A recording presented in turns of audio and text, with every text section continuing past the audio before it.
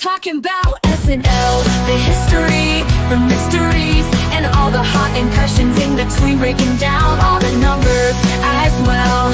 In the favorite sketches with special guests, it's on the Saturday Night Network. Yes, that is right. Welcome everybody on into the Saturday Night Network for another edition of our Hot Take Show, coming to you live immediately following the Chris Rock and Gracie Abrams episode of Saturday Night Live. My name is John from the SNN. So excited to be back with you for this very special night, the first alumni hosted episode of season 50. And there is so much to talk about over here. We are, of course, here as a presentation of LateNighter.com. And I got a great guest with me to talk through this entire episode and a live chat that is just buzzing, ready to talk about all these sketches. So let's bring in TJ Randolph. TJ, how are you? John, I'm the only one that's in this room right now. It's just me. So this is gonna be a tennis match. Normally I just like to annoy John as though I'm some troll living under the bridge of the Saturday Night Network. But I'm glad to be podcasting right now. I'm glad to have the show to kind of like lift me a little bit.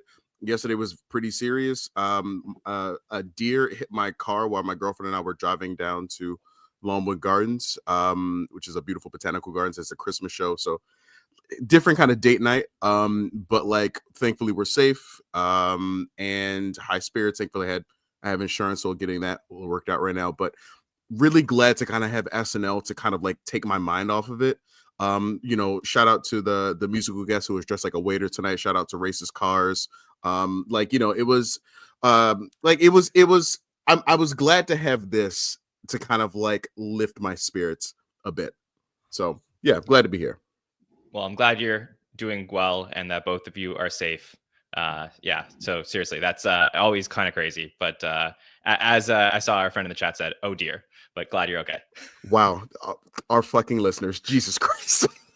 It hasn't even been 24 hours. God damn. Yes. It's going to be that kind of, oh my God.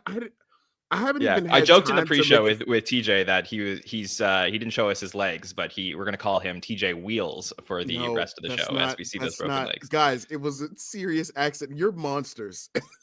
You're absolute animals. Jesus. Well, you're okay. I hope, anyways, that always sucks. So hopefully that doesn't happen to you again or anybody in our chat. But yes, we're here to talk about this. Like they took notes. The internet. I'm sorry. Jesus, 100%. That was quicker than the CEO murder. Jesus Christ. Yes. And as you can tell, it's just TJ and I tonight. So we're going just the two of us to talk about this episode. We're supposed to be joined by Rebecca, but she couldn't make the show, unfortunately. But we look forward to speaking to her very soon on the podcast. And of course, we'll definitely have some time to incorporate all of your thoughts into the show and have a lively discussion about each of these sketches. So Chris Rock comes in the building, obviously a huge name in the SNL universe, a former cast member, is coming back to host for the fourth time tonight, and everyone was very excited to see what he would do. So TJ, after watching this episode tonight, how do you feel? What are your headlines? Do you have any hot takes? You know what? Shoot, I ruined them in my little intro. And by the way, John, I do have a compliment corner for tonight's episode of the show. So once I do that, I want to give a compliment out to the show. But like my hot take is that like, and I feel blasphemous saying this because I'm black. I don't think Chris Rock's past couple like hosting stints have been good. I think he's kind of remarked himself that he was never like the standout person on SNL. Chris Rock himself is an incredibly funny and well-talented person. It's not a conversation about that if he's capable. Maybe it's the nights when I have to do the show, like when I'm stood on the round table, I'm too focused, I'm taking notes. But I think his episodes that he's like done, I think I'm expecting something more electric because he's a veteran host. And I feel like I was expecting a back-to-back thing with him and Marty coming in. And I don't think we got that. And I don't know if we need Chris to come back for a fifth time. There's nothing against him. It's just I feel like we've had a strong run of episodes, and for the most part in the season, and it just felt a little mid to me. So I feel differently. I really love this episode that we got here tonight, and I think that this Do you love this was episode, or do you Chris's. just love Adam Sandler? Well, but How big I is mean, how are big those is the Adam mutually Sandler percentage? exclusive? Yeah, we could have both, but yeah, no, Chris Rock, with an asterisk on his last episode, the first episode we ever got to cover on this podcast, season 46, episode 1, coming right out of those at home episodes. Mhm. Hasn't really had great hosting stints. I did like his first episode that he hosted all the way back in season 22. Dana Carvey was a big part of that episode, coming in as a special guest. So again, like a little bit of an asterisk there. Season 40 was not a great episode for him. To me, there's an argument that this episode was the best episode that Chris has ever hosted. But Wow. when you compare Chris to Marty coming up next week, they could not be more different as performers. Marty, what I expect next week is goofy, high energy. Chris is a much more laid back performer. Obviously, one of the best stand-ups to ever do it. So we'll get to that monologue in just a bit. But it's, I never felt like Chris Rock was perfect for the live sketch format because he has a specific tone and cadence to the way that he reads lines. You really have to find the right sketches that match his tone. And I felt like SNL did that tonight for the first time in a while. I was able to watch Chris Rock on Saturday Night Live where he's not direct to camera doing stand up or sitting behind a desk making a commentary. He's actually in a live sketch and he is, showing his value. So I thought there was a lot of good stuff here tonight, and I was pretty impressed with what we got. I mean, I feel so conflicted because I have so much respect for Chris Rock, and so all of my commentary is just within the context of the show. I'm a nobody. I'm just a podcaster, so like my opinion means nothing. But I don't know, man. Like, I'm very aware of the actors when they're like reading the cards. It almost felt like I wish they would have done a second dress rehearsal.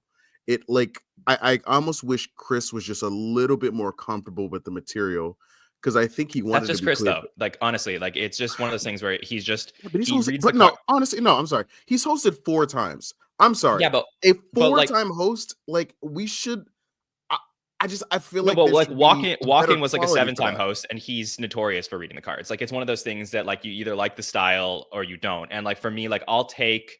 I'm not saying, oh yeah, Chris Rock now is a 4-timer, definitely has to come back for the 5th time. But I think like if this was closing the book on Chris Rock's times hosting SNL, this was a good episode for Chris. So for me, I was fine with it, and I get it. Like it's not like I think there'll be a noticeable difference next week with Marty, who's like much better fit for the SNL format. We talked a lot about like during our cast countdown and our host countdown in the summer about the idea of somebody being built in a lab for Saturday Night Live. Chris Rock was not built in a lab for SNL. This is not like his field of play. He is meant to do stand up and go out there and just crush arenas and all of that stuff.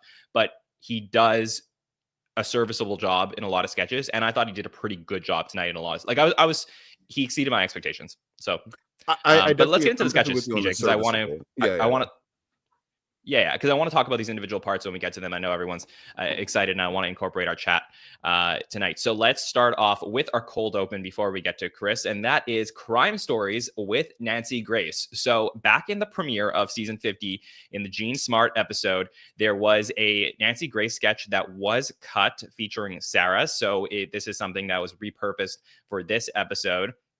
And here we have a YouTube show again, like, SNL treading new ground in 2024. We're doing some podcast stuff, some TikTok stuff. We're going into YouTube shows. So Sarah's playing Nancy Grace. Nancy Grace is a impression that was done many times in the show by other people, most notably Amy Poehler, who I do think about when I get to see a Nancy Grace impression on SNL.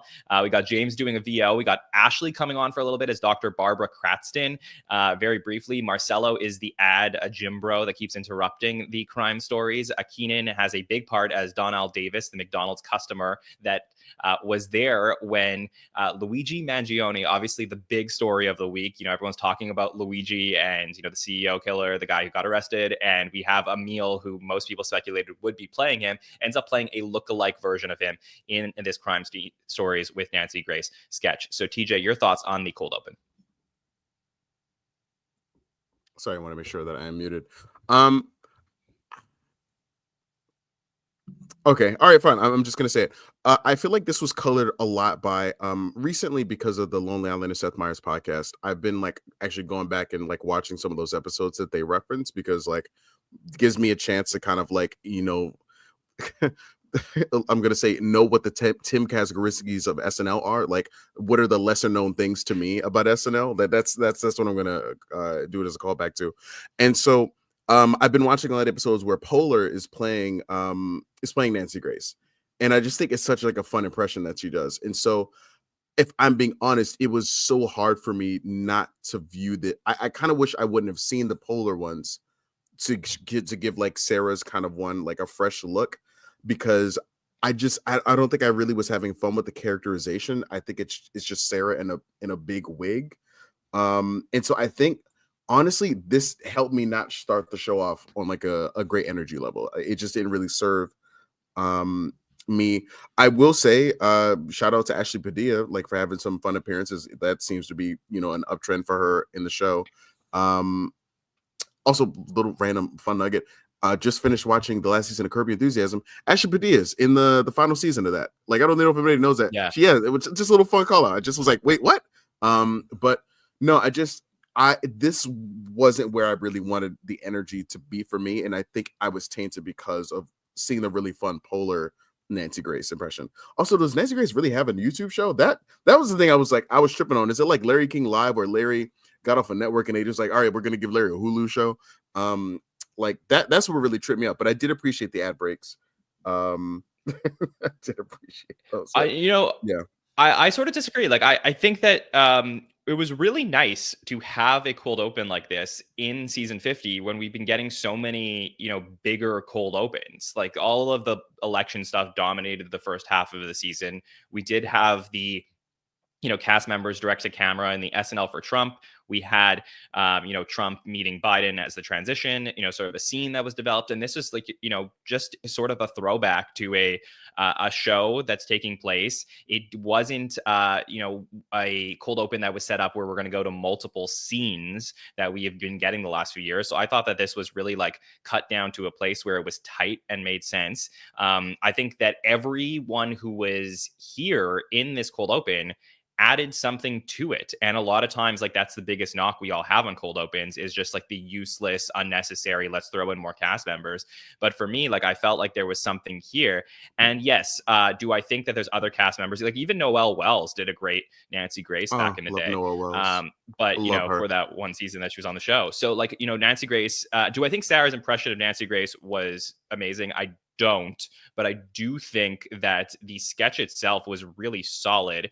And again, like it is interesting because TJ, I know you said you're going back and watching old episodes in the show, but even if you go further back, like before the Lonely Island days and go back to the 90s and stuff like that, there's a lot of cases, including like the OJ stuff and the Menendez stuff that was happening in the late 90s or early 90s where SNL would cover these court cases for weeks on end, and they would just go, scene after scene after scene of, discussing all of this stuff. And I thought it was, in a way, like obviously what happened with the, Luigi and the CEO, like obviously that was, not something fun to talk about, but for an SNL perspective, and, we discuss on this podcast monoculture, it was the first time in a while where everyone is sort of up to date on something that's going on. So SNL can talk about it without having to feel like they need to explain the story to all of the listeners or the viewers at home.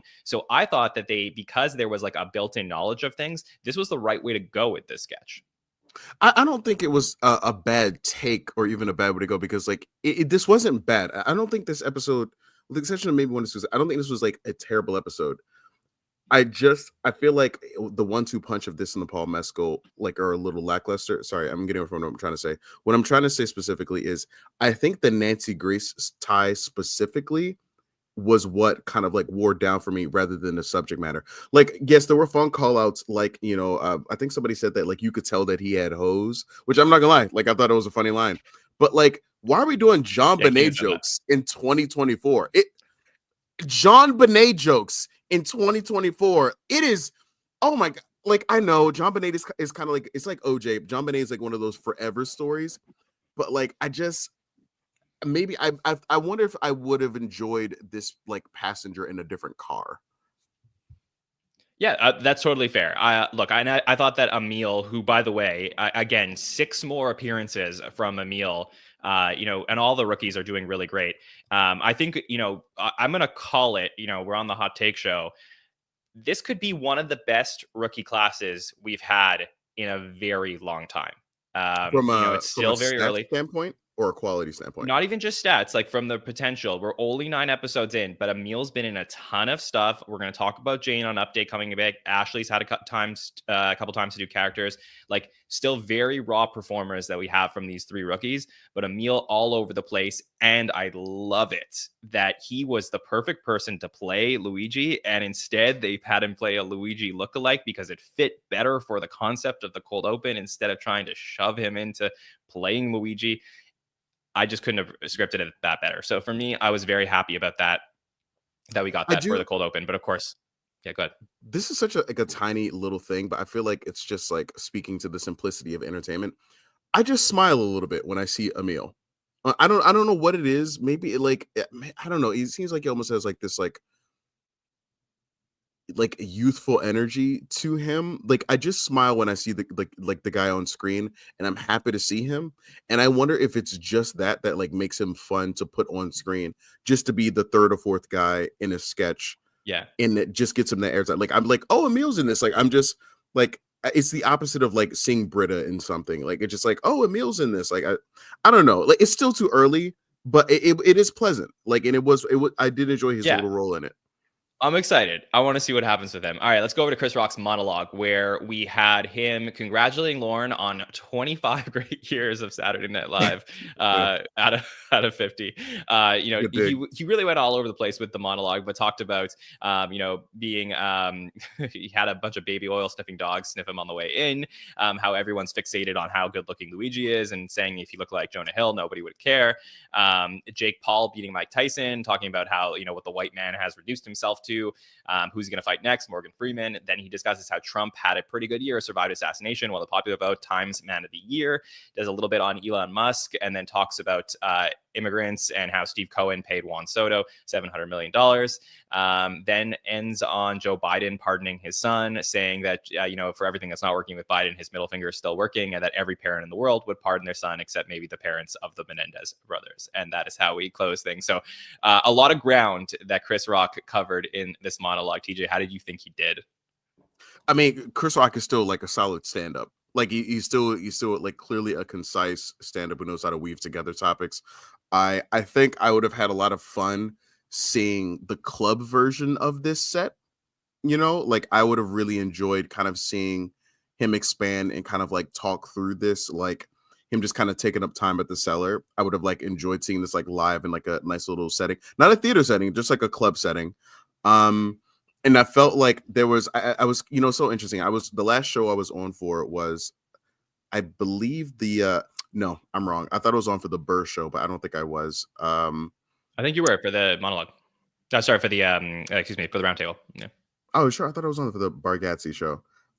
Yes, but I'm getting the order of the shows mixed up. But yeah, I think about the comparison of like I was on for Burr. Yeah. Okay. So I was thinking about like the comparison of like the two of those sets where it's like they're trying to weave together a lot of topics that are current, but I feel like Chris just kind of hit this one better. But it also made me realize something. John, I'm aging. Okay.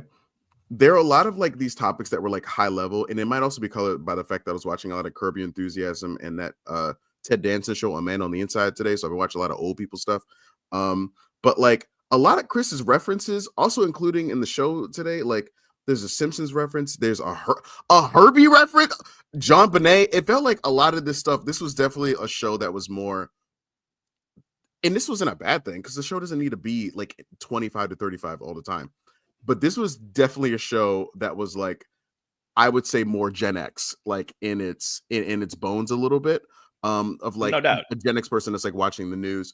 And I think it felt, but the problem I thought it felt like is when Chris was saying some things, like when he was talking about like Jake Paul, like I only know Jake Paul because like I'm still like partially grown up in the internet era. I don't like the kid obviously, but I know who he is. and it just felt like, oh, like Chris doesn't know who he is, and he doesn't have to know. But like when he was making cracks about like Jake Paul and like Jonah Hill, which I'll be honest, I thought the Jonah Hill shot, I can't believe I'm saying this. I thought it was a cheap shot considering Jonah Hill's connection to the show. It just felt a little like, No, it felt a little like first. Oh wait, because I can't remember if they've been in movies together, but it felt just like Chris no. seeing people on TV and not knowing some things from a context standpoint, rather than like knowing it.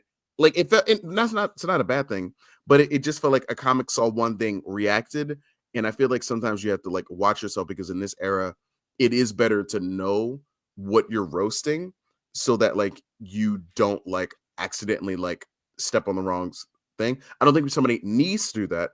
I'm just saying, like, if somebody wanted to, if Jonah Hill was watching that, I wonder, would he be upset? That's the one thing I was thinking about. Like, would he be bothered Yeah, I by don't it? know. Yeah, I can't imagine. I mean, like, first of You're all, not Jonah Hill. You don't know. no, I am Jonah Hill, and I think that we have to. I think we have to be careful that this is still a comedy show, and that Don't you yes, like dare do that to me. You know damn well what I'm talking about.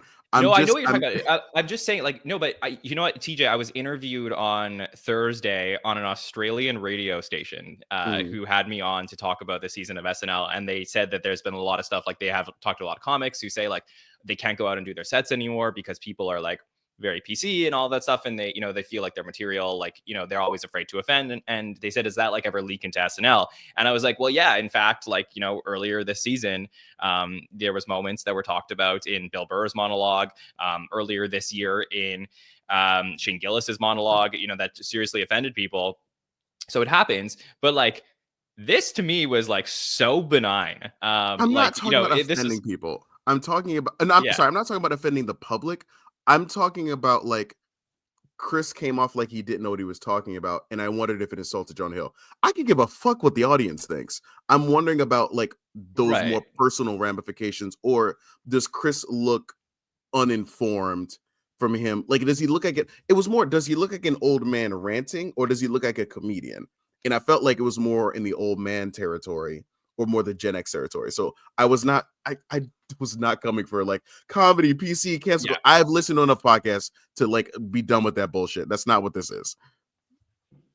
Yeah, no, that's fair. I think that out of all the stand-up monologues Mhm. that we've got in the season, from Bargatze to Bill Burr to I mean, this was the best one for me. Are It you being was serious he right now? covered, Better than yeah, I'm totally being serious. Bargatze and Mulaney? What are you talking about? But John, I Yeah, love you to yeah. For death. the monologues this season, this was the best Stop stand-up it. monologue we've had in season 50. I'm not saying that he was a better host than them, but for the No, I know. monologues, this was the best one. Come So on, man. yeah, Listen, yeah, I like I'm serious. you're making me He defend white covered. people, John. That's not what Yeah, my role on this uh, show is. you know, John's defending the black man here. I was saying, but, I thought that this was he covered so much ground in such a little amount of time. He knew how to work the crowd of only 200 people in the room while still working to people at home. Like he is an absolute pro. Like we can knock Chris Rock for his sketch work, but like the man is one of the best to ever do it there. And I just thought that this was like, you know, he was riding a bike. It was perfect. So I do think it was a uh, good stand on. Like I do agree with you there. I was like, if I could find something to like to notice about it, sure. But like I was laughing and I was enjoying it, like at the end of the day. yeah, Oh, it yeah. also did make me think, by the way. At first I was like, oh, is this Chris Rock's first live thing since the slap? But it's not, because I know he did that special. But did a moment, you know what so sucks about that slap thing is like, did you think about it for a split second too when he came out on stage? And when he's talking about security, did you think he was possibly gonna like make a Will Smith joke? Um, I didn't think he would, because I just think that that would be the headline of the episode. That's a Like good point. Yeah. the second he says one thing about the slap, it is nobody else cares about anything. Like, not saying us, but I'm saying the media, like generally, will not care about anything else that happens this episode the second he mentions slap. So for me, Mhm. like I felt like it just doesn't make sense. Like we need more time to pass where it's like less of a big deal. So that's sort of like my perspective on that. But let's dive into the first sketch after the monologue, where we have two Santas. So Heidi and Mikey are parents walking their little girl up to, I guess, sort of like a mall Santa situation. Chris Rock is playing the elf, who comes over and says, well, we have something very special for you this year. We have two Santas. So we got Devin Walker and James Austin Johnson playing a white Santa and a Blanta, as it's referred to Absolutely later in not. the season. No, hell, we will not let Blanta become a thing. Hell no. Okay. Hell no. I well, I didn't initiate it. And then we get multiple sets of parents, including Ashley and Andrew, who are trying to decide which one to go to. They end up saying they're Jewish, so they don't have to decide. Sarah's a mom who comes over, and then Chloe eventually as well, who says that, she's very excited to choose the Black Santa. And of course, if, there was a queer woman Santa, I would choose her too, or choose them too. And then Jane Wickline, it plays Santa at number 3. And then we get Emil Wakim as an Arab Santa as well. So there's a lot of really fun stuff here. TJ, did you like this one? As you were going through it again, it was it does put a smile on my face. The concept, I would say this one was probably one of like the 2 or 3 that like put a smile on my face in terms of like what they were doing. It's so clearly Chris Rock's voice, like having grown up on like that era of like from like not Chris Rock's era, but like when he was on Everybody's Chris and like the Chappelle era, like growing up on like that black, like Kevin Hart era, kind of like those like black comics, and thinking about like just their lens on the black experience, as it's very clear to any listener here, like it very much has informed my like worldview, like 100%. So obviously, like this one is like a win in concept for me, because sometimes it's just fun to see people be uncomfortable. Like it's just fun, and it's just fun to be a person who's just milking it. And I think it's just fun. I really like the turn when there's like when they had the femme Santa. Like I thought that sorry, not the femme Santa, the Santa that was a woman. I think that was a really Santa. fun. Yeah. And I think this was a fun game by also bringing out an Arab Santa. I was like, by the way, fun fact, Heather was on the train into New York City today, and she said she's texted her, she's concerned there's a bunch of people here in like Christmas clothing, like in New Jersey and in New York, and apparently it was SantaCon today in New York City. So like there's a bunch of like Santas, and so it just kind of made me think about this, like in New York City today there was a bunch of just like a Christmas like themed people kind of going around. There's like pictures like out online, so I thought it was like a bit of a fun thing. I wonder if they put this up front, but there's no because it was like a NYC thing. It wasn't like all around the world, but I think this was fun, and I don't know why I appreciated that like one of the Santas had a cigarette. I would have expected it to be the gay Santa, but the Arab Santa, like, hey, go off. Sometimes a cigarette is just funny to me. It's so stupid, but it's just I don't know. So I think visually this was fun. Not a lot of meat on this bone, but like I went with it. So I really like this because for in concept, because they walked the line really well, where this didn't get somewhere where it's like, oh, this couple's racist, but it got into the point where they were like, I would say it heightened at like microaggressions that were coming from these people. And as far as like, they don't think that they have a problem with going with the Black Santa, but then when they're like, ooh, but like I would rather a picture with the white, and like it just, this whole thing of like forcing people to reveal how they actually feel about this situation and putting them in awkward and uncomfortable positions, to me is some of the funniest comedy that I take out of the show. So for me, I love this in concept. In practice, what I saw here though, I felt like the blocking was really weird in this sketch.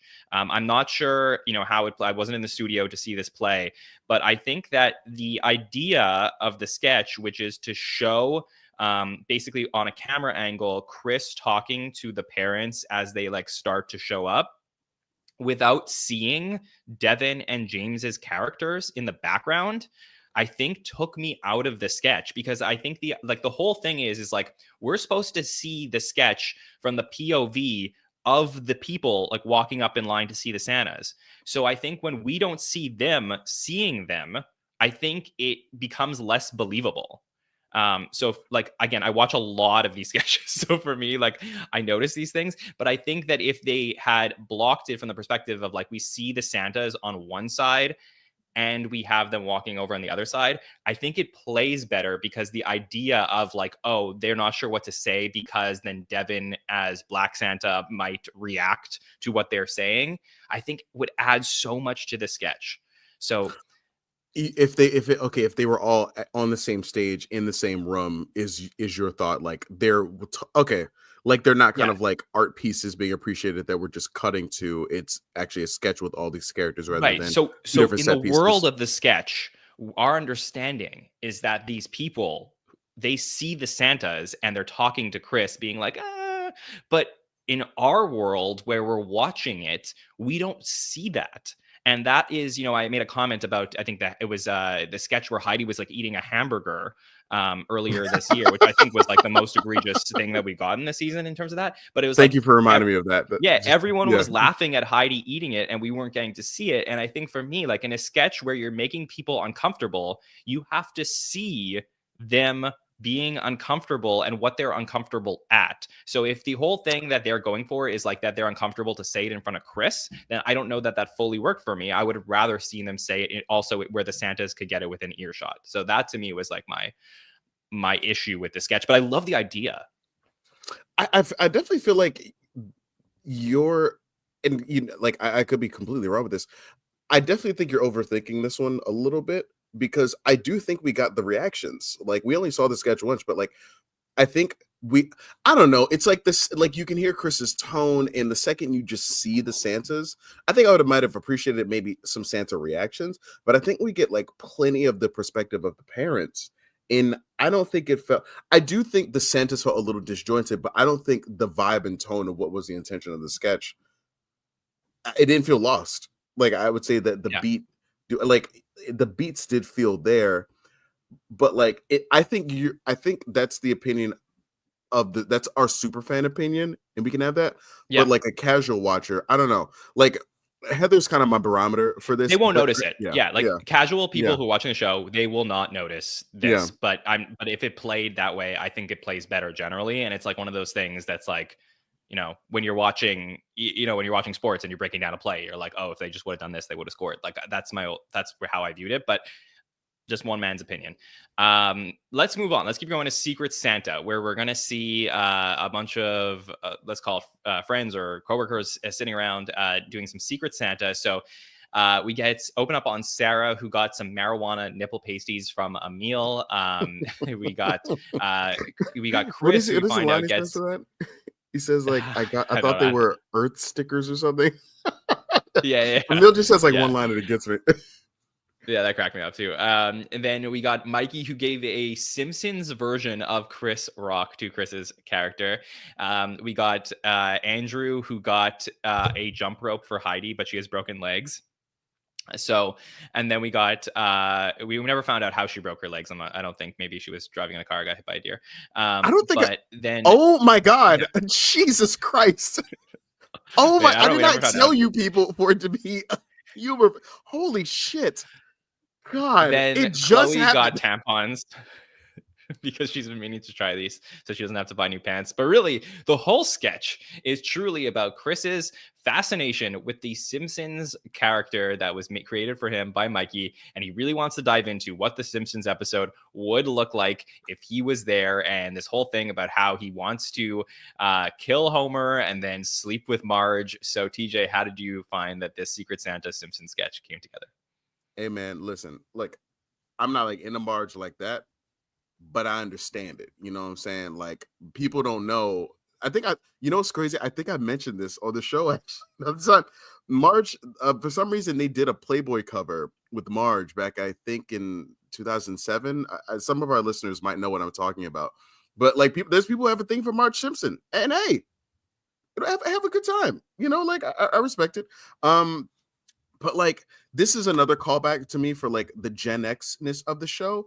But like I feel like there is a difference to me that feels like a Gen X topic in pop culture like thing versus like a Gen X point of view. And I feel like a lot of these were Gen X topics in it, like because The Simpsons, that's a huge Gen X show. And The Simpsons, like, yes, I think what they just hit their 35th year, but let's be honest, The Simpsons is not what it used to be. Like, and so I'll be honest, like maybe that was kind of taking me out. Like The Simpsons is something you can call to that people will know the touchstones of, but like I definitely wasn't I felt like the sketch would have worked better 10-15 years ago when The Simpsons was closer to its like initial decline because they had like a decent like I feel like it would have worked better. So it was more of like the question of what does it Lauren say, like why now? That was tough, but like I did get a few chuckles. Like Chloe one, I wanted to know who wrote this, but like I can't imagine Mikey wrote the line about Chloe saying like, "Oh, I'm so glad to have tampons. I've been meaning to try them, and I won't have to keep buying new pants." I'm not gonna, that shit got So me. That was probably one of my hardest laughs of the night. Like I thought that was so funny. Chloe was very good in the sketch, including her Yeah. impression of Marge Simpson. Yeah. Also, by the way, so I think I might have been like typing like a note when I saw this. I didn't catch that Heidi. I saw the jump rope, and I saw people laughing, but I think I just blinked and missed. I didn't realize that she couldn't walk. So like I've definitely like Yeah, she missed had like that beat. legs in a cast. Okay, all right. I definitely didn't see that when I was watching on the screen. So yeah, it more was like a why now kind of thing, but like there was a couple of like chuckles. But I'll be honest, the main beats of this, where he just gets really enraptured into like a Simpsons level sketch, and it's about like I just wasn't enjoying the actual like beat of what it was, but I enjoyed the little punch ups that were like there. And I'm not, and maybe this would have worked better in 2007, but like I don't know. I just wasn't having fun with like when they kept going back to the main part of the sketch. I wasn't having a good time.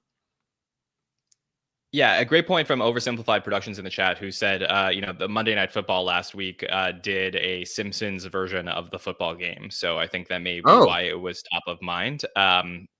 But this was an interesting one. I don't know. I think I may have seen someone else say this too.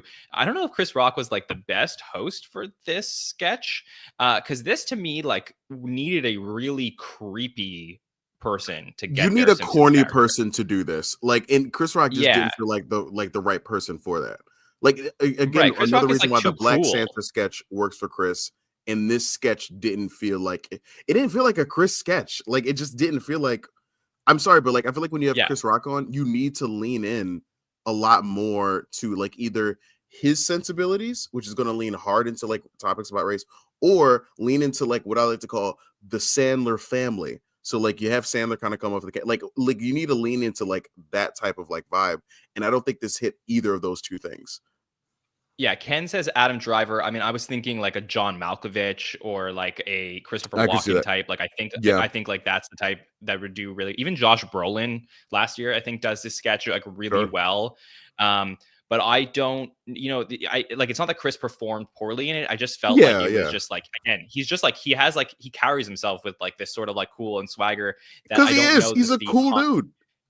Yeah, and I don't know that the contrast of like cool dude, like because Simpsons is cool, but I'm just saying like I don't know that the contrast of like him being into like this fan fiction just worked in the world of the sketch.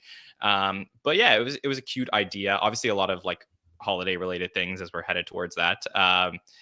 We got a first pre-tape up next where we see Kirby. So we got Devin, Chloe, Mikey, Ego, Chris, and Andrew all going through Benny, who's Mikey's character's grandfather's barn. And they find under a tarp Grandpa's car.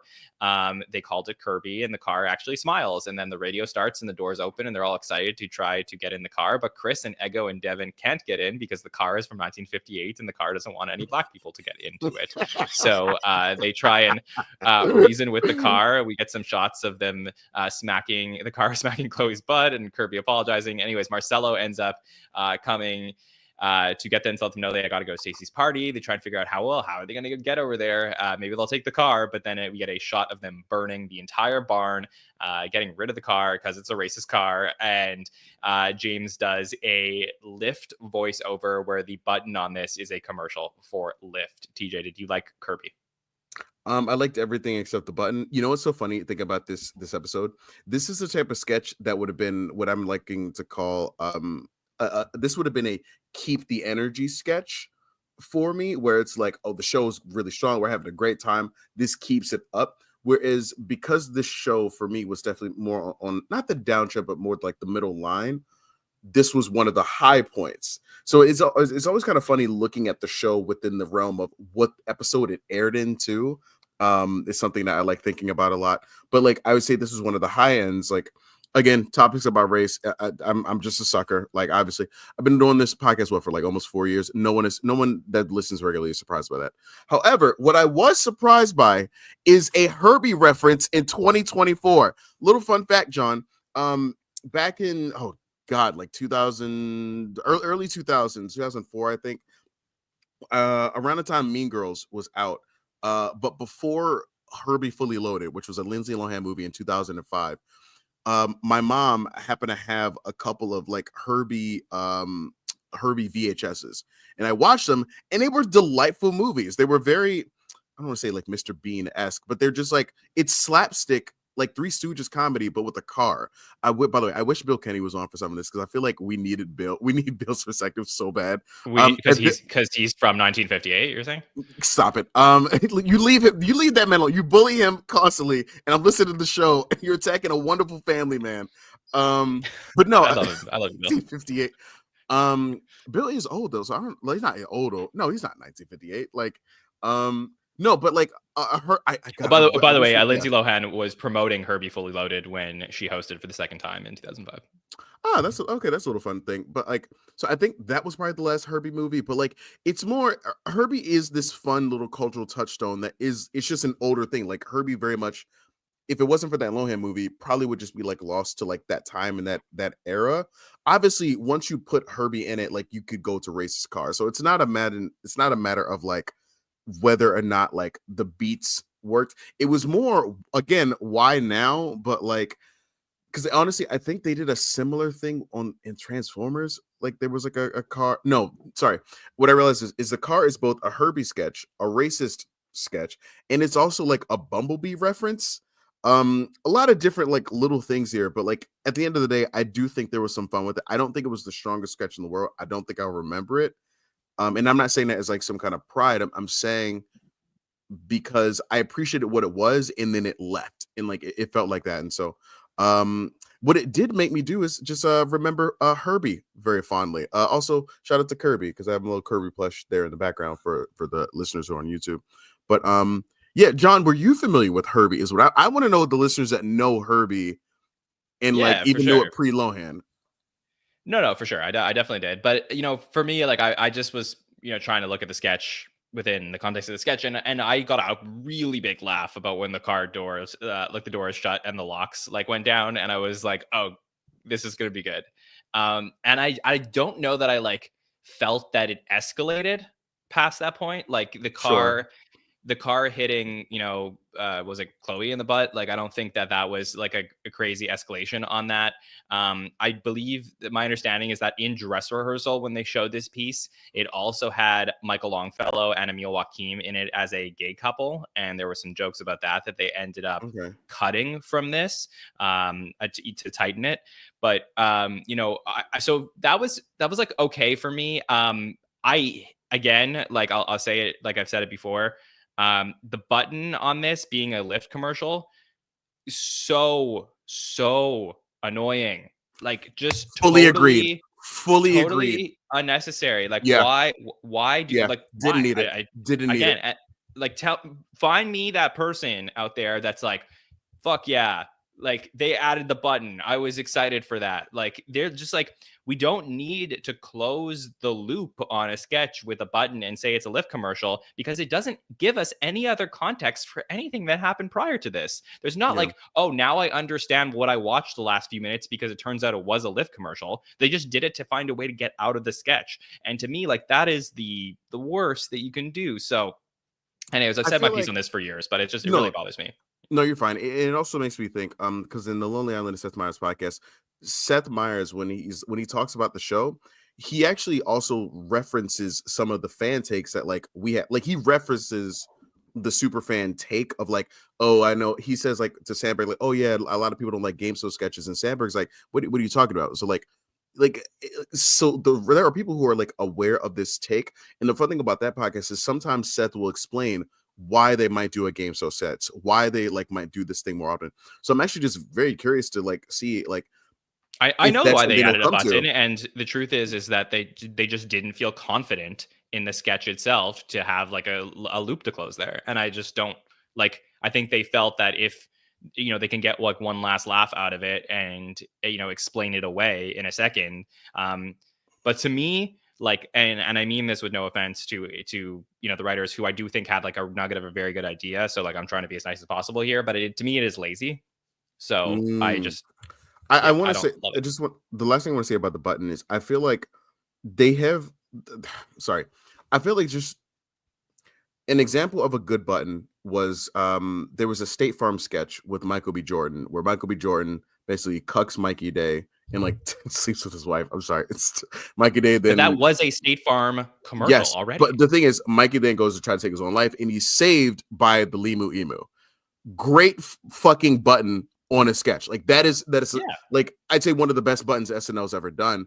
But it's because it also felt necessary to what there was. Where sometimes the button feels like you said, it feels like it almost feels completely disjointed, and it feels like a guy commenting on what the sketch was rather than this is a piece of the sketch.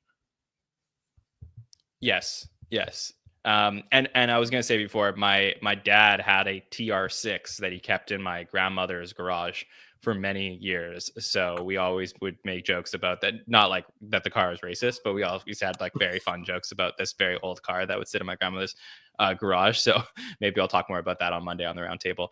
Next up, we get a reprise of a sketch that we haven't seen in 5 seasons. So here comes a workplace harassment sketch with Kenan reprising his role as Charlie. So this was a sketch we first saw in the James Franco episode in season 43, and then Scarlett Johansson in season 45. A lot of the cast that was in this sketch previously are not around anymore, but we get Sarah and Bowen and Heidi and Mikey and Ego in this sketch. And then Andrew is sort of like the boss that's going to bring in the 2 recent people who were fired. Chris is Mark, the VP of sales, and Kenan, of course, is the lovable Charlie, who, they both say ridiculous things. Chris, everyone hates him for it. Charlie, everybody loves Charlie. So, TJ, were you happy to see this one back? Happy is such a strong word. I wasn't upset. I wasn't like bothered by it. It didn't feel like it was like too soon. But I would say this is definitely the type of character that isn't strengthened by its multiple appearances, but doesn't necessarily do bad when it shows up. I think I did get a lot of like Kenan definitely hit his laughs in this sketch. I think he hit his laughs very well in this. I mean, it was Kenan. Like it was obviously he's going to hit those laughs. He hit them so well. I was very shocked that for a lot of Kenan shots, it was him and Chris in the shot, and I was very surprised that Chris just didn't break. Because there was a couple of things Kenan did where I was like, I don't know, I could not, like, obviously because I'm not like an actor, but like there was a couple of times I'm really shocked that Chris kept the straight face because Kenan was milking it. So like while I think I'm hit or miss on the sketch from the content, I think the character itself and Kenan's performance are a lot of fun and brought a lot of energy. Yeah, to me this is sort of similar to and it's not a sketch I love this other one, but it reminds me a little bit about last year when in the Emma Stone episode at the beginning of December, Kenan brought back his Treese Henderson character for the first time in a few years. I hate Treese. No, I know I know like a lot of people hate that character, but it's like Baby Yoda. He's Kenan's Baby Yoda is what he is. This is what Kenan does now, which is basically like he's a pro. He's been around forever, and his screen time is totally dipped. But he's around like whenever you need him to come into a sketch for a couple minutes. He'll give you a boost in your sketch, and then whenever you have a week where you really need to lean on Kenan, he's going to be there for you. So let's dig up an old Kenan character and throw him out there again, so that we keep it. We keep him, keep the sweat up, like we keep him warm, basically. What, bro? What? What are you talking about? You know what I'm saying? Like, some people when they're on the sidelines, like during a game, like they're like getting a little jog so they don't get too cold before they go back in. Like that's sort of the analogy that I'm making right here, which is like you got to give Kenan a sketch every now and then so that he like doesn't lose it. And I think that like that's sure. That's what this was to me, which was just a sort of like a complete reprise of what we've had prior to this. If you've never seen the sketch before, it goes over completely on charm from Kenan. If you have seen this before, it is no different than the other two. So there's not a lot for me to say here beyond like, oh, that was cute that they brought that back. I thought Chris was good as, playing foil to Kenan or like opposite of Kenan and being that guy who was just, sort of keeping it. I'm actually surprised he kept it together because at a couple points I thought that Kenan I'm shocked. Yeah. He did not break at all. I do not know. I'm so shocked everybody kept it together. Like Keenan was really like anytime every time he said like he was having Popeye's chicken. Like it's just it was funny. I think Keenan himself within the piece was very funny. Yeah, and the lines are good. I mean, I think this is a Michael Che and Brian Tucker piece. They go like all the stuff that they were doing. Bowen had a great line. Seriously, Charlie, it would be an honor to serve with you. And then I liked where Chris was like, Chris is like, what if I wanted to say that I wanted to shake my ding-a-ling-a-ling? And everyone's like, that is disgusting. It was good. Like everyone was good in this sketch. I just don't know that it covered new ground. So unfortunately, like I like to say it's serviceable. Let's touch on Gracie Abrams, who sung "That's So True" and "I Love You, I'm Sorry." So, obviously Gracie Abrams being a huge deal in 2024, one of the biggest up and coming artists, on the Taylor Swift Eras tour, dating Paul Mescal, our host from last week. And, I just figured we were going to get Gracie on the show. And I thought she sung beautifully tonight. Did you enjoy getting to hear from her, TJ? Like clearly, a great performer. Also, by the way, I listened to you guys' episode last week. I just wanted to put in Paul Mescal is not A-list. I don't know what kind of scale Amanda had about A-list. Oh, you're with me. Yeah. Yes. I don't like Amanda. I love you, but like, I have no idea what that A-list scale you were talking about is. Like, your grandmother needs to know who it is. Like, I don't even know if Pedro Pascal was like A-list to the young people, but like, it needs to be like Brad Pitt level is like A-list. By the way, Pedro Pascal's not B-list, but like, like. Well, let's talk about Gracie Abrams. What do you think of her? So Gracie Abrams. Okay. So like, just sorry. I don't know. I think it was funny. She was kind of dressed like a caterer. But like, other than she was wearing like a little, like she looked like a ballet man. Like, like she, I know that's so. Honestly, great show. We need it in 2024. I don't know what the fuck Gen Z is wearing nowadays. But anyways, I'll say this. Like, I did try listening to a couple of her tracks when she was announced, and I don't mean this as an insult, even though it is a roast. It's a roast meant just to say it, not for like anything. But like, she makes like music for like white girls to frolic in flowers too, and that's not a bad thing because you need that shit. Like, you need that like soft set. So like, I feel like I just haven't heard the track of hers that's like my track, right. But I didn't hear a bad one. I didn't hear anything bad. Like Casey Musgraves came on the show, I wasn't that into her, and then like later I was. Olivia Rodrigo, same thing. Sometimes it takes a while for an artist to like win me over. I'm very open to music, so maybe like she'll have a track like later down the line that I really enjoy. But this definitely was not for me, and I get that it was also SNL trying to hit two different energies. With Chris Rock and the Gracie Abrams, you're going to get two completely different audiences, and that's a good thing. Like when you have Mulaney and Chaperone. So I think it's a good decision to book her. But definitely not for me. But not every SNL thing has to be. I think this has been a pretty strong year for SNL music wise. So I think this was maybe more of like strong from a diversity standpoint. So I'm happy for people who enjoyed her. Definitely. I got a nice message from one of our listeners, Patrick, spotted in 8H tonight. So her father was there, JJ Abrams, as often seen at Saturday so she's a Nepo baby? Well, according to Gracie, is she a Nepo baby? Because JJ Abrams isn't a singer. So that's what Gracie said. So I'm just quoting Gracie. One of the most successful directors of stop it. So that's what Gracie wait, is that said. what she says? Is it like Zoe Deschanel who says she said like, am I really a Nepo baby if my father isn't a musical performer? It's giving Zoe Deschanel. Like, stop it. Stop. Wait, let me just read. Yes, also spotted in the building, Aziz Ansari was there. Jackson Mahomes was there, of course. Paul Mescal, Fred Heschinger, and Kyle Mooney was there also this week. So I don't know who Fred Meschinger is, but Aziz just announced a tour. So that's probably why he was in the building. Man, I also just rewatched Parks and Rec. Like, I know Aziz like had a like. I know what happened. But, like, I don't know. I love Aziz. I like Aziz. He had to grow. Like, I don't know. A whole situation. Just all right. Weekend update. Let's go to weekend update where we get lots of Luigi talk John. Naturally. With a great. Why do you have to do it? Sorry. With a great pick of Colin from high school, which is always great to get to see some of that. And we got two That picture is correspondents that came incredible. onto the desk. That Yeah, it guy was a married great picture. Scarlett Johansson. That's a great picture. He should Yeah. hang that on the mantle of his like bed, like so Scarlett can know how far he's come. Yeah, exactly. Refraining from making a joke about what you just said. So Go for it. It's just all us. right. Oh, who's gonna stop you? It's your show.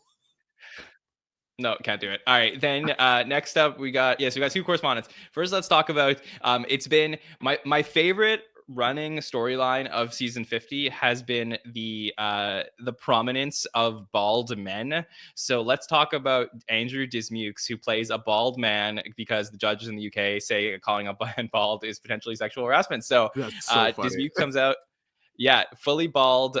He says, talks about he looking like Old Spice deodorant because of how his head pops out when he puts it in the sweater. A lot of jokes. We got nothing to lose except maybe our eyebrows. He lotions his head at one point because it's a little cracked. And then it says that the carpet match the drapes.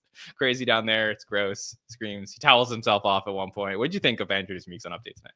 This was a fun one. I think Dismukes, like, God, that kid has just gotten better and better. Like he's just. I think that and this. What is that lawyer sketch he did last week? The two of these are just two really fun Dismukes pieces for me. So like, it is so crazy is like, one, it is a very funny premise that like calling somebody bald would be considered harassment because like, I'll be honest, I thought the world had more against people who are balding rather than bald people. Like, do people hate bald people?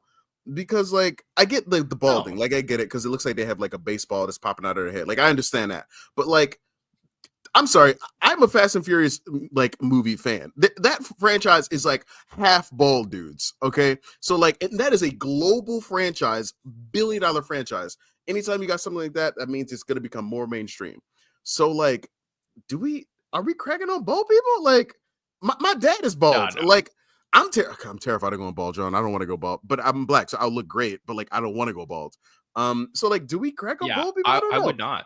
Yeah, so it was. I think the premise itself. If like, I'm thinking about the idea. I'm like, who makes fun of bald people? Who gives a shit? But like, Andrew was just so funny. It was just like great energy. It made me smile. I think there was a take you talked about a year or two ago where you talked about this in last week too, where you touched on like the Will Ferrell and the Jason Sudeikis alpha male energy that we don't have. And I feel like Dismukes is an alternate universe version of that. It's not the sports guy. It's like the guy who like, I don't know, like it's like the nerd version of that. It's like that. So like there is like still this masculinity and this anger to him, maybe a little bit of danger, but it's not from the place of like a cool guy. It's from the place of, and it's not like a Kyle Mooney thing where it's from like a guy who's playing like a cuck. It does feel like it is a distinct energy that I also think works. I do think it works as a substitution for that, but it's oftentimes that type of energy is somebody who yells at the room rather than commands the room like Farrell and like Sudeikis would with their like alpha male jock. So if that makes any sense, like Dismukes is going to yell and it's going to be fun and entertaining to watch him spit about, be crazy. But honestly, I think it works. I think it works really, really well. In like it's a different puzzle piece, but I think it mostly still fits. So I thought this was a lot of fun. This was him pleading with the audience to laugh and don't laugh. I just like there was a lot of beats of this as an isolated thing that I think were a good time. I wish it was in a better episode. I think it would have like elevated it better. I thought this was good. I mean, look, the you make a good point because I really believe that Andrew Dismukes is from the Will Forte tree. Like I see so many similarities. I know that like I think their paths have differed a little bit, and he's definitely carved out his own lane. But I definitely see it like in terms of some of the Will Forte update pieces. Like Forte used to come on a lot, and then he would have like righteous indignation about something, and then just break out into song, and it would be like the most classic Forte thing where he'll like take everything to 11.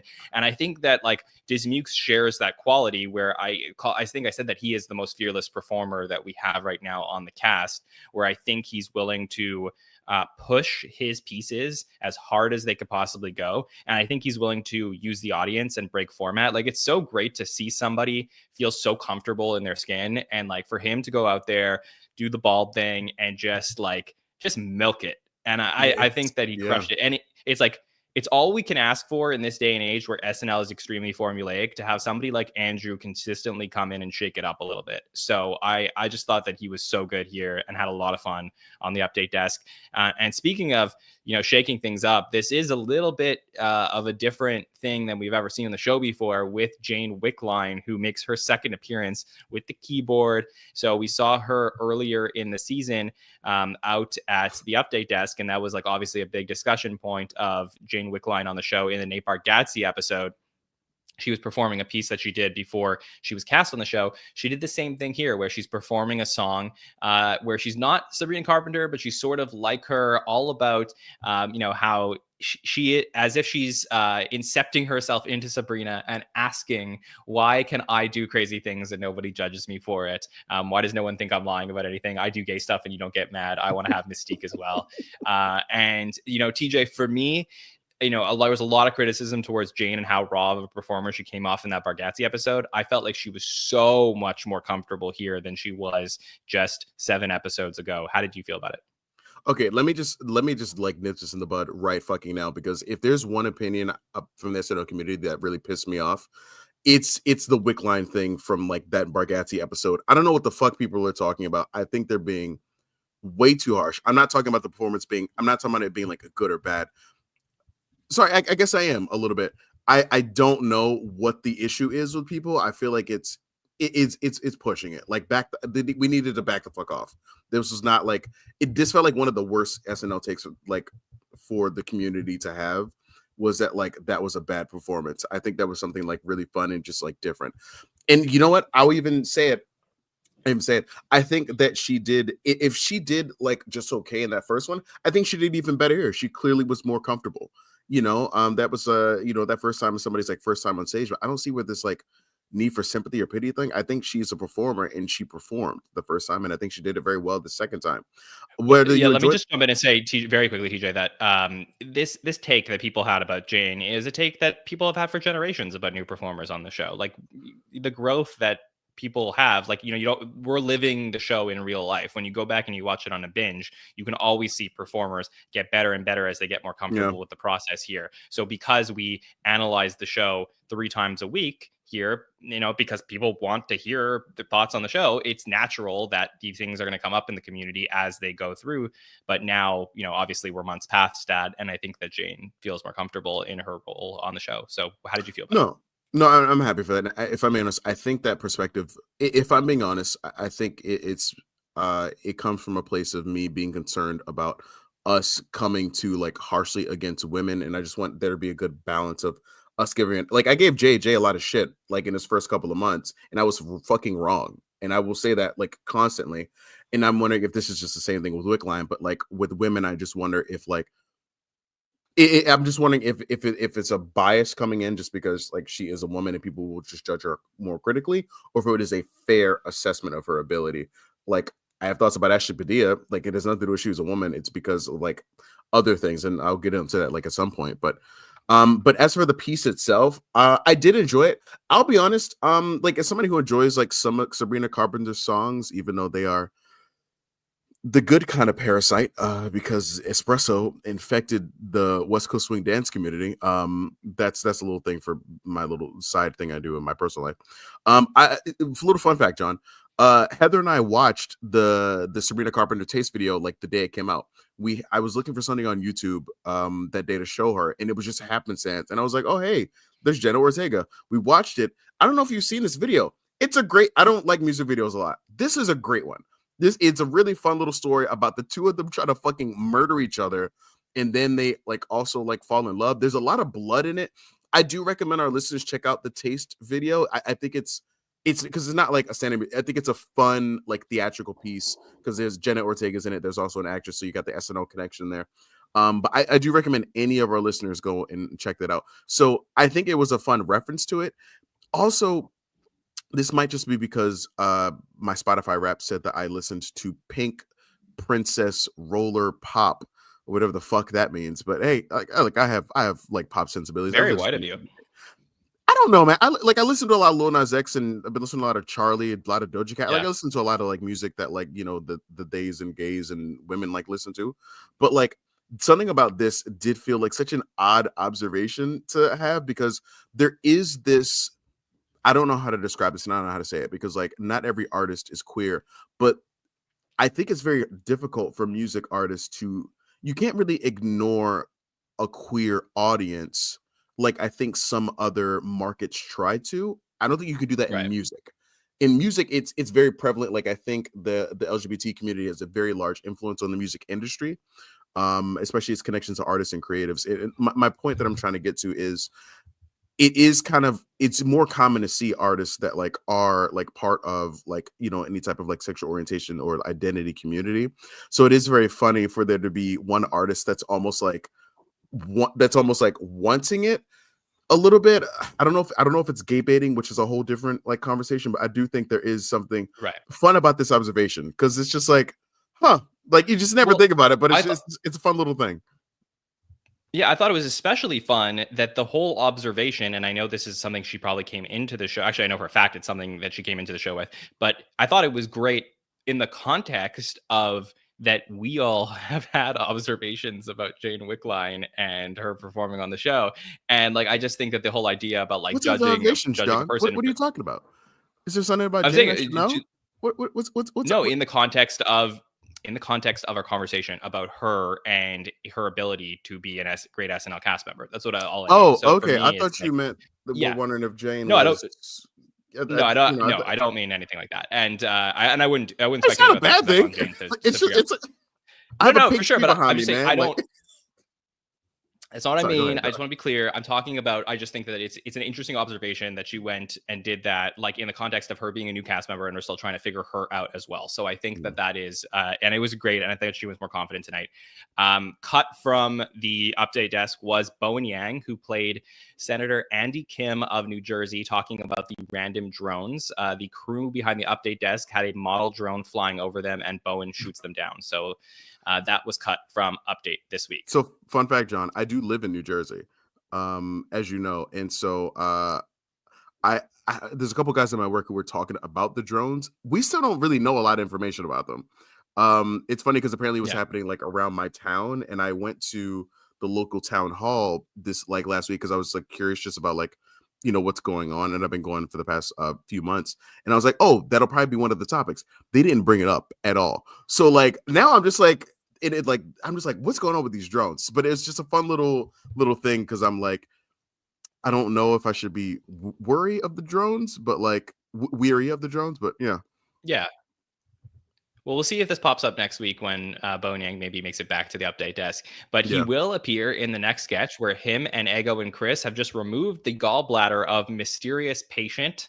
Emil, notices that, oh wait, they were supposed to remove the appendix in this surgery sketch, but Sarah, who is the person who is, I guess, I don't know what the terminology is, but is supposed to be marking these things down on the clipboard, plays a character named Leslie and realizes that they messed up and marked the wrong organ. And Sarah, playing this anxious character who feels really bad and just wants a hug, and then develops into realizing that one of her AirPods is in the patient's abdomen.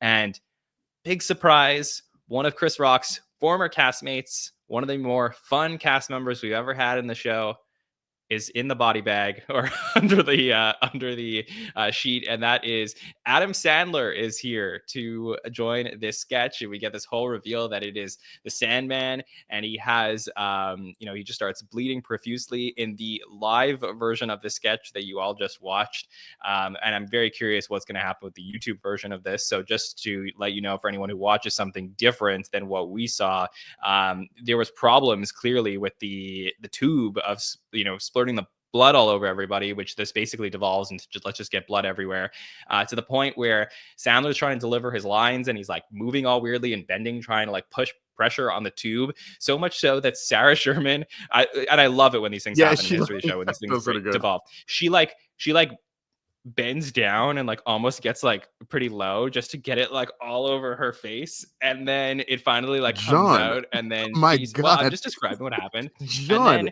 then he finally gets it filthy. out, and it just just wrecks Chris Rock. But yeah, it becomes a lot of blood and a lot of fun that Sandler ends up having.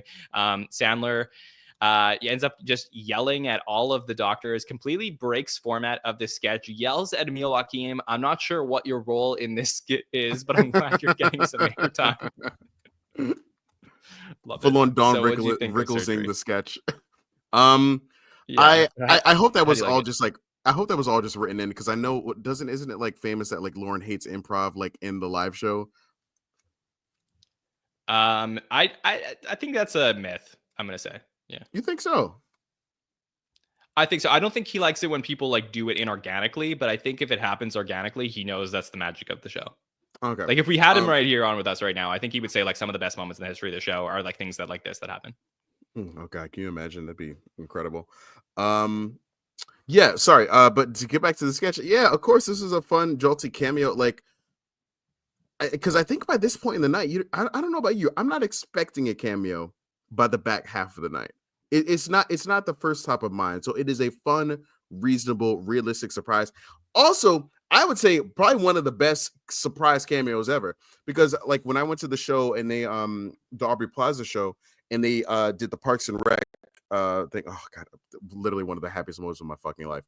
When they did the Parks and Rec thing and they have like Aubrey Plaza come on, like they basically put a huge wall up in front of Polar and then like tore it away at the last second as like she comes on screen.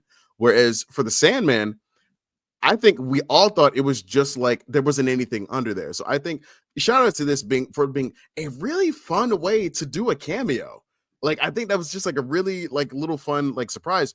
And I would say because it's Adam Sandler, the sketch really kind of does devolve with just spraying everyone. I think it really doesn't really have any body after that, because it does feel like I feel like if I'm really trying to zoom in on this sketch, it does feel a little off, because if it's gonna be about like the type of character that's like the "Are you mad at me" character, I fucking hate this type of person in real life. Like this person is insufferable. Also, can you imagine somebody messing up like that in an actual medical job? Like abhorrent the Okay, level of but mistakes. But like, let's no, be real. I'm sorry. Let's be real. Yeah, the Sarah Sherman character, who is playing this anxious, like very modern person who just like deals with a ton of anxiety in these situations and probably can't handle the surgery room, is a decent character choice and probably would have been fine in a sketch on its own. But who gives a shit? You know, like as soon as Sandler Yeah. shows up, like nobody Yeah, cares anymore about Sarah. yeah. Like it was two completely different sketches, and like that Yeah. was fine because I was having like this is the fun and magic of season 50 is that in theory anybody could show up, including former cast members. So every episode we've been getting some former cast member, and this time we got Adam Sandler in the building. But as soon as Sandler does show up to this sketch, the whole sketch breaks down, and if you don't like that, it's because of how you don't love you would prefer to watch the sketch that played out. For me, I am always pretty critical of like, okay, well, I think a sketch should have gone here or there, but I'm always willing to take a back seat to the lore and the magic of the show. And here you got one of the biggest names in SNL history coming on. You know, he's not there every week. You know, it's very fun to get Sandler in the building and him just yelling at the new cast members, having some fun, trying to get the blood going. Like this is what you want in season 50 of the show. Like this is exactly what I thought this show would look like in season 50 when we had something like this. So for me, I loved it. No, I'm not saying the sketch was bad. The Sandman brought some energy into it, but then what it was just then fun to see Sandman like bullying the cast and bullying Chris a little bit. Like that was hilarious, because it almost seemed like Chris was upset because that Sandler got a piece on him that like he wasn't supposed to. But like he was like, I think open your mouth. Yeah. No, it's just I think I'm more glad that this is what happened, that there was this devolving, because I don't know if I could have taken a full "Are you mad at me" sketch, is what I'm trying to say. I hate that type of person in real fucking life so much that like I'm glad it was like it was ripped away. Yes. That's a great point. So yeah, this was a really fun sketch to talk about. One of the more, probably one of the most fun sketches we've had this season for me. Yeah, this was good. All right, then we go to a pre-tape called Your Office Christmas Party, where we get to see James as the voiceover talking about all the elements that you would see at at a Christmas party, where we get to see music being played, lamps being turned off, like on a music being played on a laptop, lamps being turned off. Jane plays the shy girl from marketing, who secretly has an OnlyFans. James is the guy who brought his kid. There's some soggy food. Heidi's does the 45-minute long Secret Santa. Ashley is the cute girl from accounting who has a fat, quiet boyfriend that she met at church. Emil is Nick who didn't finish his work on time, who has to keep working. I took that one personally. We got, yeah, we got Sarah, Chris, and Ego doing the work wife and real wife stuff. Mikey and Marcelo are Damian Ross who dance and fall. But basically, this was like a really fun way to incorporate a lot of the cast in their different roles that you would typically see at an office Christmas party. And I could imagine if you are listening to this and you work in an office, that you must have related to something here. Did you enjoy this one, TJ? So I work in an office, John. And first of all, I just want to say, I think you and I can both agree that what the sketch was severely missing was an appearance by, our beloved, our belated Astan. May he rest in peace. But I don't know about you, but this sketch felt, and I hope my other SNL fans, this sketch felt very reminiscent to, I can't remember if they were Underground Rock pre-tapes. Yeah, the Underground Rock. Those Underground, those were like 10 to 1s. This sketch, it definitely felt like it was shot like that. And to be honest, it made me want to go back and watch one of those. So like, it was definitely fun with that type of energy. I feel like that was like a fun thing to bring to the office Christmas party. I think specifically Heidi stopping the party to like do the Secret Santa felt real, because I once there was something at my work we had this summer where we were like having it was like the end of the summer internships for all of our interns, and we wanted to like celebrate them and wanted them to have a good time and like networking. And we thought it was going to be just like a fun like get together, but it turned out that there was like coordinated games the entire time. So like it was the end of everybody's day. It looked like it was like we were all ready. Everybody was ready to like socialize and like, engage and network. And it kind of like went away because they wanted to like have everything be planned out, which is like such like a corporate thing, which is so annoying sometimes, where it's like everything needs to be like a beat that's hit. But I understand why that takes place, because sometimes you have to plan for things to not be planned. So there was a lot of little fun touch on here. My office did just have a Christmas party, and I think there's something that they said about the office Christmas party being on like Monday or Tuesday. Fun fact, at my job, the Christmas parties are on Wednesdays, because that's the day that most people come into the office. It's fucking stupid. And a lot of the parties are like 12 to 1, because they'll do it during lunch. So like by the time you're done, you're like exhausted and you have to go back to work. They did just do a holiday party that was like from 4 to 5, and that was nice, but you have to work the next 2 days. Like, but that's because in like a hybrid space, I think there is, I don't know if other hybrid people are like this, but there's going to be less like Friday holiday parties, because I'm not going to the office on a Friday, like if I don't have to. So like it is a weirder world now. And so like I don't know, this one I did think was fun. If I'm being honest, I do wish it was like a little more specific, but like I think that like what's actually funny? At the office Christmas party that like just happened in my office, somebody did bring their 2 kids. It was like an ugly sweater Christmas party, and they brought their 2 kids. And like it is very funny seeing a kid walk around on a Switch playing Fortnite while like there's all these adults and there's like alcohol like being served. But yeah, so I think this was a really fun concept. Really fun concept. And again, shout out to Astan. May he rest in peace. We think about you all the time, Astan.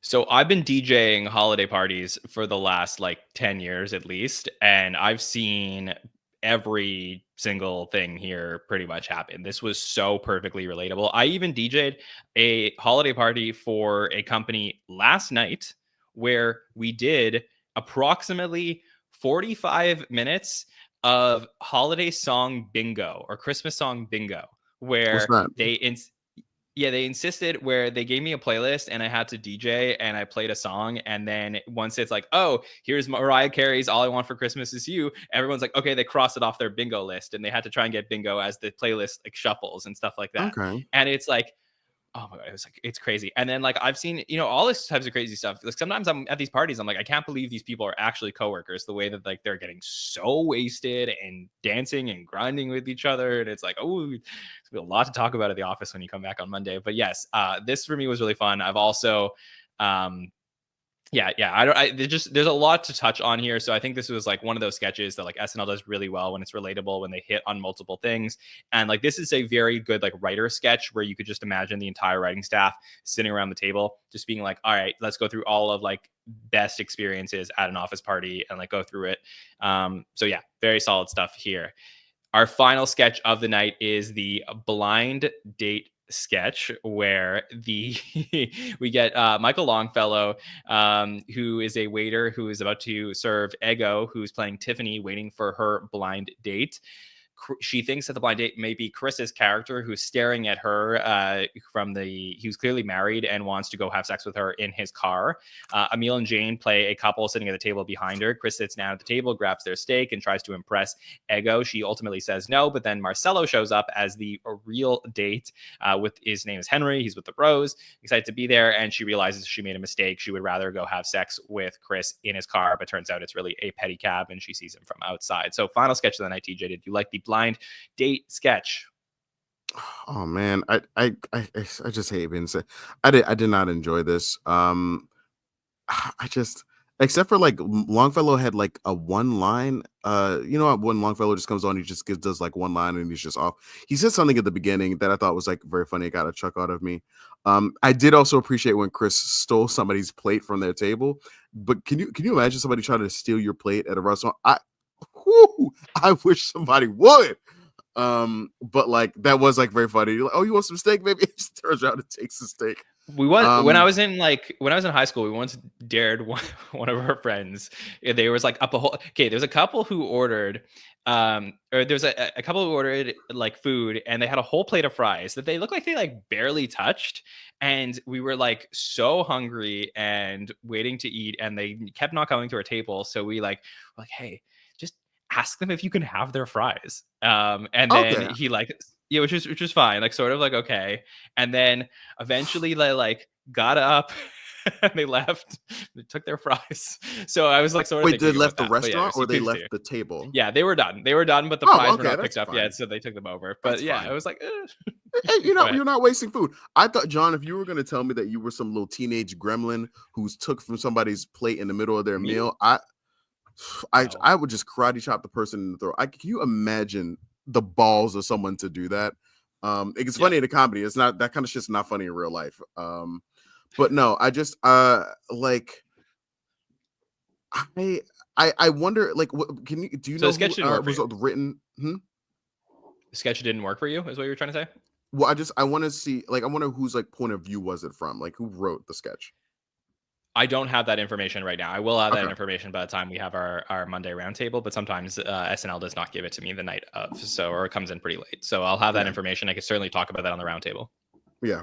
It made me wonder if it's Ego that it was her voice in, or if this was written by like some guys. I don't know. I kind of hated it. Okay, and that's fair. I didn't hate this, but this was definitely one of my weaker points. And I think Ego was really solid in this. Of course, she's never done a single thing wrong in her entire life. Yes, and she was great as a performer, and I'm sure as the A role in this sketch that she had a lot to do with the writing of it. For me, it just wasn't. It didn't like move past. It was like a pretty straightforward thing that was happening here. Like, Chris is trying to manipulate her. She's not buying it, and ultimately she changes her mind. I think what was really missing for me in this sketch was more, and I know this is airing in the 10-1 slot, so we tend to give more lenience or like lack of explanation. But I do think that this sketch required more understanding of why she changed her mind and decided to go with Chris in the end. Because if that's the whole joke on the sketch, just like her being into like dangerous bad boys, isn't enough for me. And I honestly think like there was something here because of all the Luigi stuff that's happening, where like everyone's like thinks he's so hot and is like into him, and like the fact that he's like kind of a killer is like attractive for a lot of people. And I think that the idea that she would want to like get with a married man or get with like a bad boy here, there's a lot to mine from that I don't know that they fully hit on. So I felt like this was almost something that like could have been done really well in the context of this week. I just don't know that it hit that point. Yeah. But yeah. All right. Well, let's rate the night. So we're gonna give our ratings out of 10. So TJ, think about how you want to rate this. Chad, I'm gonna ask you for yours as well. In the meantime, while you're thinking of that, I'll tell you about the 3 cut sketches that we did not get tonight. So I did tell you about Bowen on Update. We also had a sketch called "It's a Great Life," where Rock Longfellow appear. We got James and Chloe as parents, and Ego as the president of the United Earth. Keenan calling out civil rights leaders like O.J. Simpson and Martin Luther King Jr. And Rock shows Wait, did you say Longfellow. O.J. Simpson as a civil rights leader? Apparently in this sketch called "It's a Great Life," where Rock shows Longfellow what life would be like without him being born, and it's very beneficial to Chris. There's no 9/11. Israel and Palestine agree to a peace treaty. Chris wins the lottery, has DMs from Mia Khalifa. He keeps telling Longfellow to please kill himself and jump out the window. So it's a great life if Longfellow was never born. Tom Sawyer is a next sketch where Dismukes plays Tom, who fakes his death and looks on with Mikey. James, Longfellow, Heidi are also in this. Chris, Marcello, and Keenan talk about all the racist things that Dismukes did. And yeah, there's a sketch called Euphoria, which was a Boys to Men parody featuring Chris, Keenan, Devin, and Ego, and had live testimonies from Sarah, Ashley, Ego, and Heidi. So those are the 3 sketches that were cut tonight. I know we got a cut sketch from Charlie XCX. We also got a cut sketch last week from Paul Mescal. So perhaps one of these will pop up online, and that would be very exciting. All right, TJ, let's take it home. Tell me how you would rate this episode out of 10. I honestly, I think with those sketches, I don't think we were missing anything. I'm going to say 4 out of 10 for this episode. 4 out of 10. Well, give me a big explanation as to why you think that 4 out of 10 makes sense for you. I feel like a lot of my read on the show after I watch it is like, how did I feel like my energy was overall with it? And when I also combine that with like, what did I see when I looked at each individual sketch and how did I feel? And I feel like I was on the middle or like below the middle, like on this, like maybe just like at a weak middle for me. So that's why I'd say maybe 4.5 out of 10, because like this music saying the Black Santa, like, but you know what? I did laugh. Like I definitely did laugh. I didn't hard laugh. And hard laugh is my like easy setting for me. It's not that difficult. So I feel like I'm a dumb audience member. I'm very easy to make like hard laugh and just enjoy the show. So if it doesn't hit that, like I feel like we're not doing a lot of great stuff here. I feel very comfortable with giving this episode a 7.5 out of 10. I really thought that there was a lot of good stuff here. The blind date sketch at the end of the night, I think, was maybe like a little bit of my lower point. Bringing back Charlie, Keenan's character, was okay, and then the 2 Santas thing I mentioned, the blocking, and also the button at the end of Kirby. So there's a lot of things that I would say like, don't bump this up further, but I was really happy with what they did with the cold open. I thought the monologue was absolutely fantastic. The idea for 2 Santas I liked as well. And I thought Dismukes was give this a huge boost on Weekend Update, and Adam Sandler's appearance in that surgery sketch was a big moment of the night for me. So like, I'm very comfortable saying that this like got 3/4 of the way there. This was a really fun episode for Chris Rock. Definitely exceeded my expectations for him as a host, and could be potentially his best episode as a host. So I'm very excited to keep covering this episode all week long, including on our roundtable on Monday night, where we will dive into these sketches even further and talk about the ones that we really want to get into. Mike will be back with By the Numbers on Wednesday night to break down all the statistics of the week. I assume this is a very big night for Sarah Sherman, maybe one of her biggest nights of her career, being all over this episode. So I will be excited to see what her stats look like on Wednesday night as we go through all of the analytics from the week. We will, of course, have another sketch breakdown exclusively for patrons that you can find at patreon.com/the SNL Network, where every week we have a poll up for the patrons to vote on the sketch they want us to talk about even further. We have more Everything You Need to Know coming very soon to the YouTube channel, so stay subscribed on YouTube, Apple Podcasts, Spotify to never miss anything we got going on over here. And make sure to follow us on social media at the SNL Network to keep up with all of the posts. We have a ton a ton of posts coming up here from Marty Short next week, where we will, of course, be here to talk about all of that right after the episode airs in our Christmas episode and wrapping up the first half of season 50.